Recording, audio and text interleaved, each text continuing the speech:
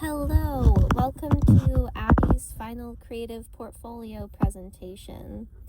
Okay, creative cover page, check. This is my first piece of writing. It is a poem called In With the Wind that I wrote at the beginning of the school year. I want to read all of these pieces of writing because when Rayhan was reading them, he said that it sounded better when I read it, and he didn't really know what I was saying until it was in my voice.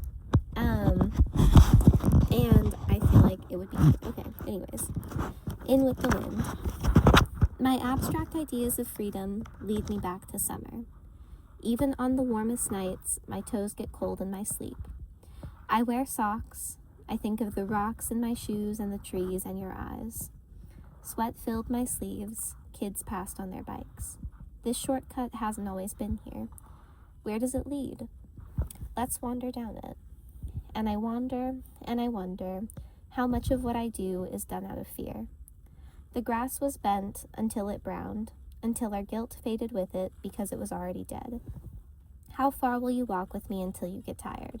How long until you decide to leave? I always think the quickest way out is through. I always think, and I worry away my moments faster than I can catch my breath. And I worry until I am thinned out, so see-through, I can only see myself in memories of you. I want to let go. I hope it means you'll hold on tighter, so I don't just float away. I'm sure I'm afraid, but I know you're getting tired. I wonder where this path leads, and I wonder, where am I going? I hear you say, wherever the wind takes you, and we are gone. Okay,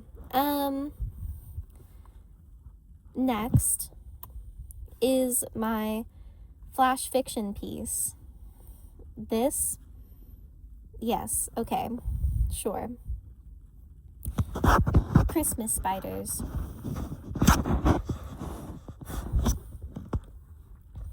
When a boy touches your leg, it is supposed to feel special.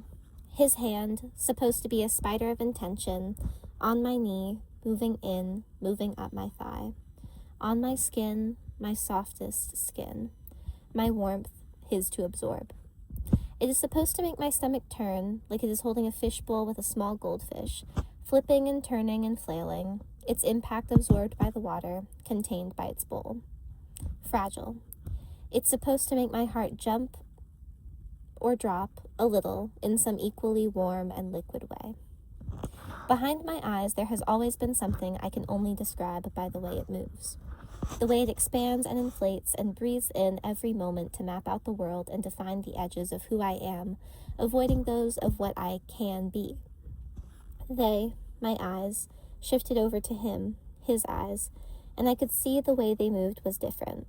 I could tell that behind his skin there was something hidden, as there always is, but this mystery was not safe, not another ever-expanding unknown, and instead it was a line, a metal line, razor sharp and buffed and reflective, hot and dangerous and reaching slowly and steadily in a linear direction, a direction headed up my leg, a hand extended to collect rent or co-payment for your yearly checkup at the doctor's office. Our eyes locked on one another, and my warmth was sucked out of me. It lifted from my skin, and my particles began to slow, spreading out further from one another, stiller and slower and then stunted. Is this okay? His voice leached something evil into the air, something that skipped across my frozen skin until it landed on the bank, never plunging through, never going past the surface, never breaking the tension. He can't enter me. He isn't even trying. And maybe I was supposed to, but I did not move my mouth. The only part of me that continued to move were my eyes. I guess with my heart and lungs as well. A machine existing to perform the function of life, to keep my consciousness alive. Skin, cold and stretched over my universe, wishing it could grow a shell to protect me from this, but instead forgetting how to yield my arms, my legs, my voice.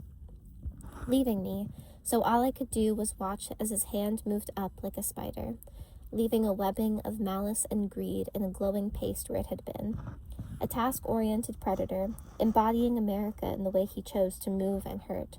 The professionalism of his voice as he asked arbitrary questions about if he was in the right places, acknowledging what we both already knew, that my answers did not matter at all. All he wants is to consume and retell it as connection. My words were of no significance, and I could see this. It was spelled out on the webbing, on the trim of the razor shooting and slicing behind his eyes. It was almost said explicitly by the setting and speed of this interaction. We were in a hotel lobby.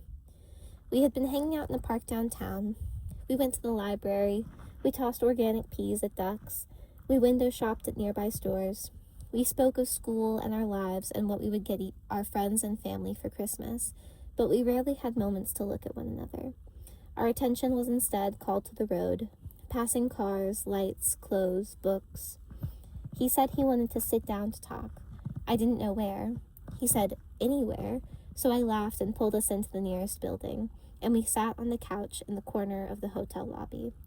Its looming ceilings declared authority, but they were dressed up with colorful ornaments and lights that brought warmth into the space, which sharply contrasted the architecture and the air outside. I suppressed my smile when someone from their valet approached us and asked if we needed anything. He politely declined. I leaned against the window and faced him, feeling the vibrations of wind as they pushed against the glass and sent a fraction of themselves into my hair. I felt lucky that I even got that much of them. How nice it would be to be wind, to not be contained, to not have to fit myself through a million keyholes that warp and confuse me every time I try and share a piece of myself. I become so changed through the process, I lose more than the connections know how to give in return. The sun was setting, and now his attention was on me, and I loved it.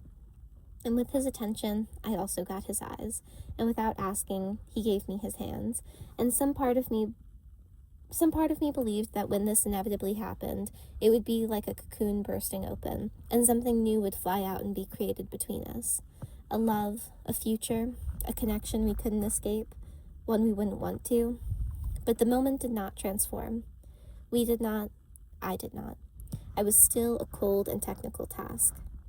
Behind my eyes, there are no edges of what I can be, but this moment felt entirely crafted to define those. He narrowed me, rolled me, and confined me to translucent, silky, glue-coated threads. As if I was something passive, now I was stuck. Knowing this was all part of his process to try and eventually digest me, I knew that desire alone would keep him outside of me forever. Maybe it would even push him off the planet so I could exist here alone. My words were of no significance, and I could see this. I knew they would make no difference remaining contained in my chest, behind my lips, under my throat. Places, I was realizing, meant very little as invitations to enter me. I tried to let my brain go elsewhere, and I wished that this moment had stayed tucked away like Christmas morning. Anticipation, magic, thinking that maybe it will snow. Okay, next is the piece of my choice, which is something I just wrote for this. This is not like all original thoughts. Well, really, the title is not an original thought. The title is based off of this song by Telenovela, which is a Texas band from Lubbock, called Vampire Cowgirl, but the content is not really related to the song. And also, in this little section right here, I tried to use an M dash, but I don't really know how to do that. But I thought it seemed like appropriate placement, so I hope that's like, okay. All right. Vampire Cowgirl. I'm so tired of looking out my window to just see endless brown, dusty fields. It gets so hot out here. Even the grasses that are supposed to thrive in the summertime are drowned out by the heat, sweat pooling around their roots and leaving no room to breathe. I'm so tired of sitting inside because it is too hot to go outside, except for at night. I want to run and play in the sun, but I don't think it wants me in its light. I can't imagine it treating me and my farm this way if it did. In the winter, the temperature gets better, but everything is still dry and brown and dead. I go into the cornfield, which I don't think grows corn anymore, and stand among the empty husks that reach taller than twice my height, closing my eyes and listening to them clatter against one another. Hot or cold, either way I find more magic in the nighttime out here. I think it's a sign that I'm meant for country life in some roundabout way. I've heard stories of people, when they run away, coming to the country, finding a nice farm to settle down on. I understand the appeal. The beautiful sunsets, the night sky after, the chickens and cows and horses, amazing vulnerable creatures that look like they're just waiting to have their blood sucked out of them. I think the thing people don't realize before they pick the country as their final destination is that everyone out here is hungry. The first time you sink your teeth into some warm, fleshy creature, you will be shocked by their embrace of this action, the coolness of their insides. Like they have been expecting you for longer than you could imagine. Your plate has been sitting on the table and it's gotten cold by now. In fact, it's been sitting out for so long that all of the food has withered down and molded, and now it is stinking up the whole house of your friendly hosts. Their southern hospitality, now seeming like something you should really pull away from. The second time, you might really start to taste the rot. It might make you gag. It might just make you lose your appetite. Maybe you will try and adjust your palate, but the longer the flavor sits on your tongue, the more disgusted you will find yourself. This will likely be true for the third and fourth time as well, but I have found that on the fifth occurrence, you will start to think it tastes good. That's when you know you are hungry enough. That's when you will start to feel what it's really like to live in the country. No, when I run away, I will go to the city. I've heard they take blood differently there. No longer a single little bug dancing around you and hoping you don't notice as their fangs slip inside. Instead, it is a vicious and sex-driven party scene where they clamber on top of each other, coating every inch of your body until there is nothing left. Then they shimmy and shake their way into your eyes, nose, and ears, filling you up, taking whatever is left. I think those are my kind of people, and I think they will appreciate a country girl like me. Drawn in by my drawl, I will bring the sunset yeehaw line dancing cornbread vacation right to their front door.